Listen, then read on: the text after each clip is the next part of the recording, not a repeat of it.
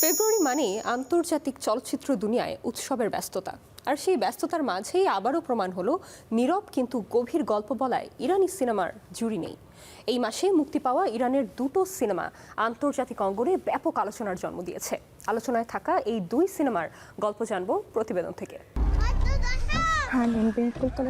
ফেব্রুয়ারির শুরুতেই আলোচনায় আসে ইরানের মানবিক সিনেমা ল্যান্ড অফ অ্যাঞ্জেলস, যার কেন্দ্রবিন্দুতে আছে যুদ্ধের ছায়ায় বেড়ে ওঠা কিছু শিশু, চারপাশে ধ্বংস, আতঙ্ক আর অনিশ্চয়তার মাঝেও যাদের চোখে রঙিন স্বপ্ন।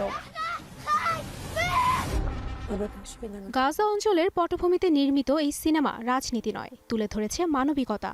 ক্যামেরা ফিরে গেছে বারবার শিশুদের মুখে, যেখানে ভয় আর কৌতূহল বাস করে পাশাপাশি। একদিকে আকাশে যুদ্ধবিমানের শব্দ, অন্যদিকে মাটিতে খেলনা নিয়ে ছোটাছুটি।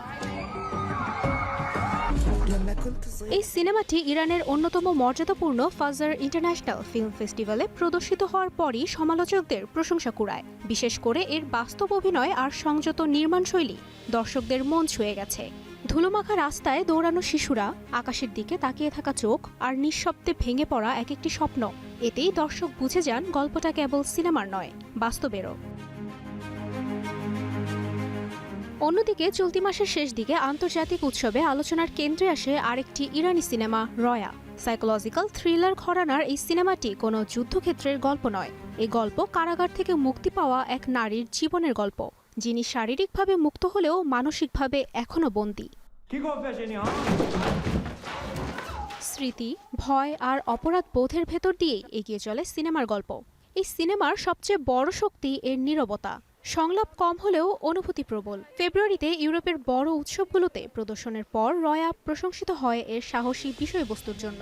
ইরানের নারীদের বাস্তবতা, কারাবাসের মানসিক ক্ষত আর সমাজে ফিরে আসার সংগ্রাম, সবকিছুই উঠে এসেছে এখানে।